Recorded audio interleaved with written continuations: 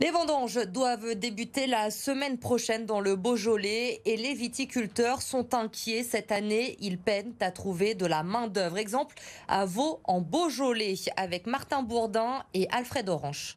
Au milieu des collines tressées par la vigne, il y a Paul et son vignoble. D'ordinaire, à une semaine des vendanges, il devrait être pendu au téléphone. Une année normale, on reçoit entre 20 et 50 coups de téléphone par jour. On ne sait plus qui recruter tellement on a des appels. Et cette année, on se demande pourquoi.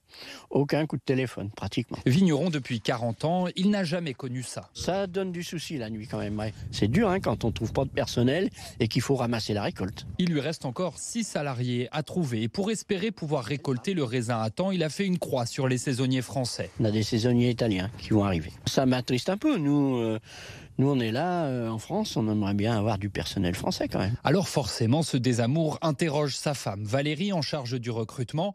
Elle craint que les vendanges, sources de fêtes et de partage, ne séduisent plus la jeune génération. Avant, on avait tous un parent ou un grand-parent qui était dans l'agriculture. Aujourd'hui, la jeune génération, les agriculteurs, ils ont quand même, le nombre a été réduit. Donc peut-être que les travaux extérieurs, les travaux agricoles sont moins ancrés dans l'ADN des Français. Si les renforts espérés ne sont pas au rendez-vous pour le début des vendanges, dans 10 jours, ce couple prévoit d'allonger les récoltes d'1 ou 2 jours.